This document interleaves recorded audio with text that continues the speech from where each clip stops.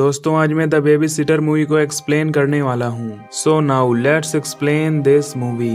कहानी की शुरुआत में हम 12 साल के एक बच्चे को देखते हैं जिसका नाम कोल होता है। कोल को काफी चीजों से डर लगता था, जैसे कि इंजेक्शन, इंसेक्ट आदि बहुत सी चीजों से, जो कि सभी के लिए नॉर्मल थी। और यही वजह थी कि कोल को स्कूल के काफी बच्चे बुली करते थे, जिनमें से खुद उसका पड़ोसी जेरमी भी था। कोल के मॉम डैड का रिलेशन कुछ ठीक नहीं चल रहा था, इसीलिए वो अक्सर वेकेशन पर जाया करते थे, जिसकी वजह से कोल अकेला हो जाता था।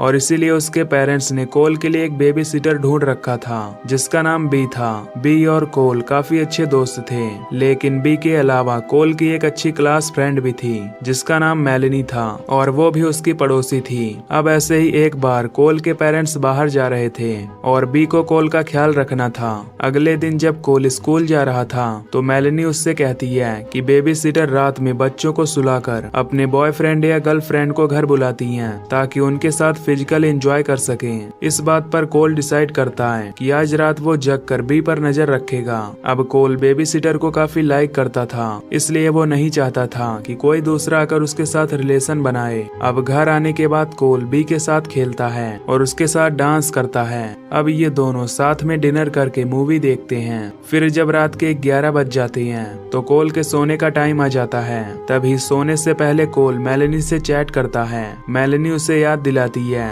कि आज रात तुम्हें नीचे जाकर उस पर नजर रखना है, क्योंकि तुम्हारे सोने के बाद ही वो ये सब करेगी। तभी बी कोल को पीने के लिए ड्रिंक देती है जिससे उसे नींद आ जाए, लेकिन कोल उस ड्रिंक को नहीं पीता और फेंक देता है और सोने का नाटक करता है। अब जैसे ही बी उसके कमरे से बाहर जाती है तो कोल भी उसके पीछे पीछे जाने लगता है। तभी कोल देखता है कि बी ने वहाँ कुछ स्ट्रेंजर्स को बुलाया हुआ है और वो सभी ट्रूथ एंड डेयर गेम खेल रहे थे। इन स्ट्रेंजर्स का नाम था सोनिया, मैक्स, एलिसन, जॉन और सैमुअल। अब यहाँ बी को एक डेयर करना पड़ता है जिसमें उसे सभी लोगों को किस करना था।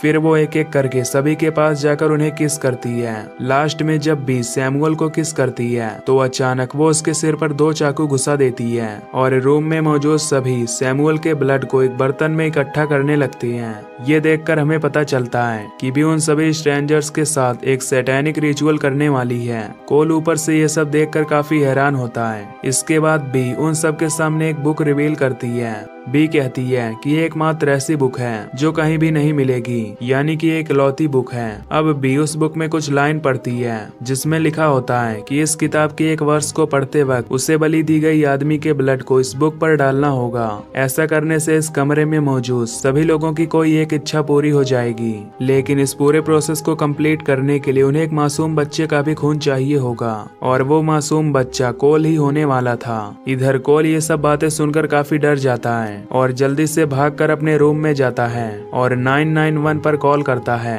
और फिर वहीं सोने का नाटक करने लगता है। कुछ देर बाद वहां बी अपने दोस्तों के साथ आती है और एक इंजेक्शन के जरिए कोल का कुछ ब्लड बाहर निकालती है। कोल सिरिंज से काफी डर रहा होता है, लेकिन फिर भी वो उन सब के सामने सोने की एक्टिंग करता है। दरअसल बी ने कोल के ड्रिंक में कुछ दवाई मिला दी थी ताकि कोल 8 घंटे के लिए सोता रहे, लेकिन क्योंकि कोल ने ड्रिंक पिया ही नहीं था इसलिए वो अभी जग रहा होता है। खैर ब्लड लेने के बाद बी सभी के साथ नीचे चली जाती है और इसके बाद कोल वहां से भागने का प्लान बनाता है। कोल कुछ कपड़ों को एक दूसरे में बांधकर विंडो से नीचे लटकाता है, लेकिन उसके भागने से पहले ही वहां बी आ जाती है। अब कोल का ब्लड निकलने की वजह से वो वहीं पर बेहोश हो जाता है। फिर जब कोल की आंखें खुलती हैं तो वो खुद को एक चेयर में बंधा हुआ पाता है जहां उसके सामने बी और वो सारे स्ट्रेंजर्स होते हैं। कोल उन सबको देखकर अनजान बनने की कोशिश करता है कि जैसे उसने कुछ भी नहीं देखा है। अब बी कोल को बताती है कि वो उसके साथ क्या करने वाली है, पर तभी वहां पुलिस आ जाती है, लेकिन तभी उनमें से एक आदमी उस पुलिस वाले को मार देता है और दूसरे पुलिस को भी मार डालती है। और इस हाथापाई में पुलिस की एक गोली एलिसन के सीने में लग जाती है जिससे वो मारी जाती है। अब दोनों पुलिस वाले मारे जा चुके थे, पर उनके वॉकी टॉकी पर बैकअप यूनिट के मैसेजेस आ रहे थे और इन मैसेजेस का रिप्लाई सिर्फ पुलिस कोड की ही मदद से किया जा सकता था और उन कोड्स के बारे में सिर्फ कोल ही जानता था।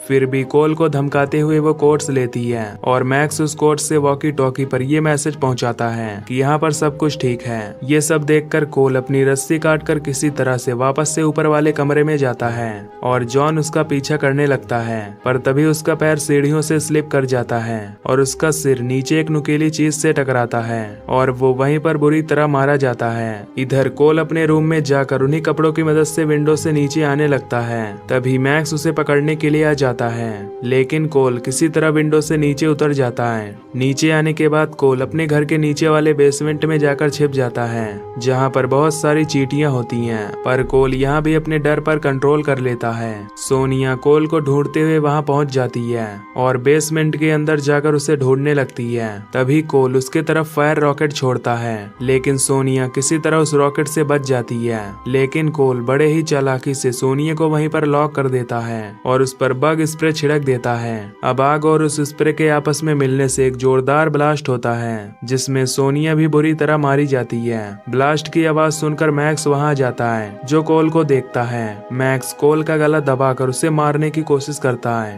पर तभी कोई उसके घर के ऊपर अंडे फेंकने लगता है। मैक्स उससे पूछता है कि ये कौन है जो तुम्हारे घर पर अंडे फेंक रहा है। कोल उसे बताता है कि वो उसका स्कूल फ्रेंड जेरमी है, जो उसे चिढ़ाने के लिए रोज उसके घर पर अंडे फेंकता है। मैक्स कोल से कहता है कि तुम्हें इससे लड़ना होगा, नहीं तो ये हमेशा तुम्हें सताता रहेगा। ये सुनकर कोल जेरमी से लड़ने के लिए उसके पास जाता है, पर जेरमी उसे पीटकर यहाँ से चला जाता है। कोल को हारा हुआ देखकर मैक्स उसके पास जाता है और उसे जान से मारने का प्लान बनाता है। ये सब देखकर कोल एक ट्री हाउस पर चढ़ जाता है। मैक्स भी वहाँ आने लगता है। तभी वो दोनों ट्री हाउस से नीचे कूदते हैं, पर इस बीच एक रस्सी मैक्स के गले में जा फंसती है, जिससे मैक्स को फांसी लग जाती है और उसकी मौत हो जाती है। तभी भी उस पर शॉटगन से गोली चलाने लगती है। कोल वहाँ से भागता हुआ अपनी पड़ोसी मेलनी के घर पहुँचता है। वहाँ पहुंचकर वो उससे तुरंत पुलिस के पास कॉल करने के लिए कहता है। तभी वहाँ बी भी आ जाती है, जो कोल को ढूंढने लगती है। कोल और मेलनी बी से बचकर एक किनारे छिप जाती हैं। यहाँ कोल मेलनी को अपने दिल की बात बताता है। मेलनी भी कोल को लाइक करती थी, इसीलिए कोल उसे बचाने के लिए वहाँ से बाहर चला जाता है। बाहर जाकर कोल बी से चिल्लाकर कहता है कि मैं यहाँ हूँ। ये कहकर कोल वहाँ से भागता हुआ अपने घर आ जाता है। घर के अंदर कोल को एलिसन मरी हुई दिखाई देती है। साथ ही उसे टेबल पर वो रिचुअल बुक भी मिल जाती है, जिसे लेकर कोल उसे पढ़ने लगता है। तभी एलिसन अचानक से उठ जाती है और कोल पर हमला करने लगती है। कोल किचन में रखे चाकू को ढूंढने लगता है, पर वो चाकू एलिसन के पास थी। अब एलिसन उस चाकू से कोल पर अटैक करने के लिए बढ़ती है, पर तभी वहाँ बी आकर उसके सिर को गन से उड़ा देती है। अब बी कोल को पकड़ने के लिए उसकी तरफ बढ़ने लगती है, लेकिन कोल बी की रिचुअल बुक को उठाकर उसे जला डालने की धमकी देता है।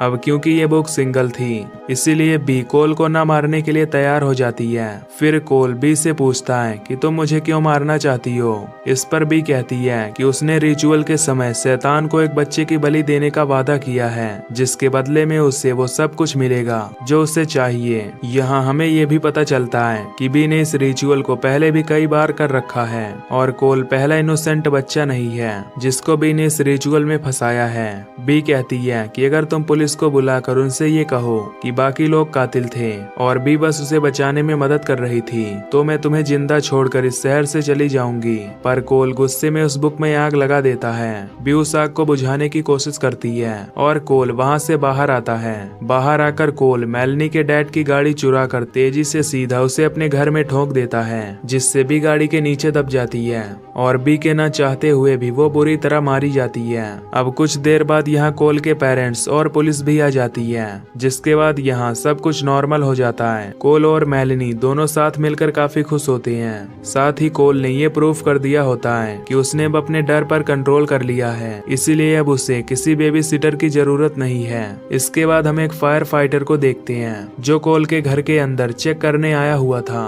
तभी हम देखते हैं कि बी कार के नीचे नहीं होती है। अचानक बी एक नाइफ से उस फायर फाइटर पर अटैक कर देती है, जिससे हमें पता चलता है कि बी अभी जिंदा है और इस मूवी का पार्ट 1 यहीं पर खत्म हो जाता है। तो दोस्तों, अगर आपको इसका सेकंड पार्ट चाहिए तो कमेंट में जरूर बताना और चैनल को सब्सक्राइब करके बेल नोटिफिकेशन को भी ऑन कर लेना।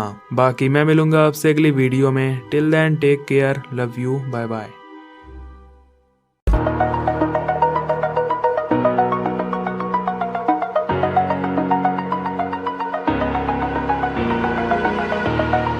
over the edge. Feel like I'm floating through the air. The pain I felt is paid for.